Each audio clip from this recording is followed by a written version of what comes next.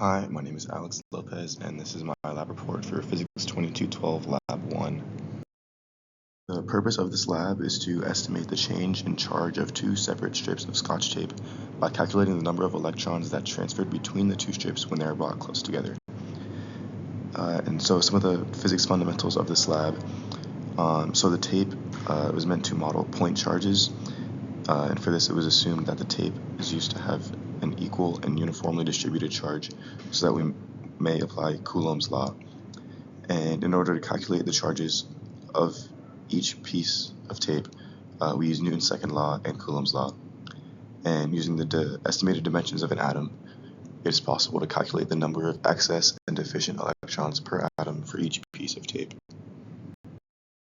To give a brief preview of the results, once the charged strips of tape were brought together, they repelled each other, and afterwards the strips of tape were observed to be positively charged. And in the end, their charges were calculated to be 1.58 times 10 to the negative 8 coulombs, and each strip was found to have lost 9.87 times 10 to the 10 electrons. So in this case, the strips of charged tape were applied models of point charges, and this was allow us to easily observe the interactions and the transfer of charge between them. And some assumptions, we assume that the strips have an equal and even distribution of charge throughout the entire length, and the strips were model point charges, meaning that charge was concentrated at its center and there was negligible air resistance. So to give some details on the experiment itself, in order to conduct it, I first stuck tape A on the table and ripped it off, which caused it to either gain or lose electrons. And then I tested the charge by bringing it close to differently charged objects, such as my hand and a pen. And then I placed tape A underneath tape B, which was assumed to have a similar charge, and then measured the distance between the two pieces once tape B started to hover with tape A under. So I observed that the tape was attracted to my hand, it was repelled by the other strip of tape, and it was attracted to a negatively charged pen. So from that, I was able to conclude that the strip was positively charged, meaning that it lost electrons in the process.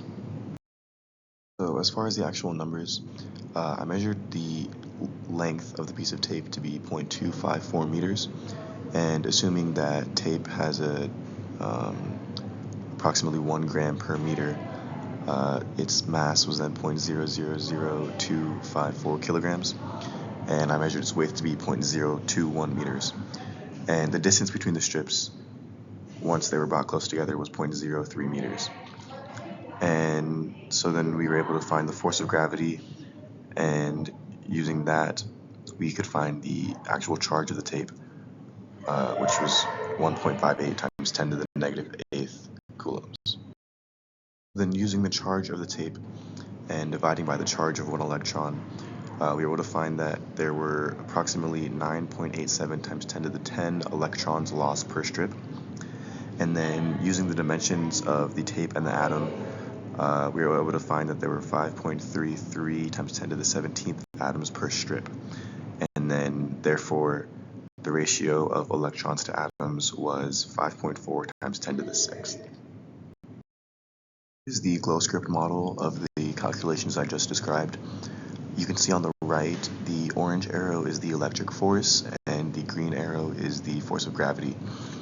And as you can see, both of those arrows are equal and opposite, so the top piece of tape was in equilibrium.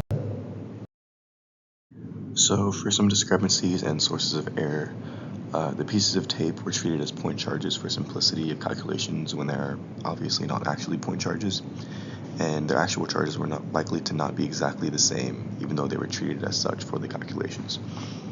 And likely touching the tape with other objects might have caused its charge to change, and measurements, like physical measurements that were made during the experiment, may not have been exact.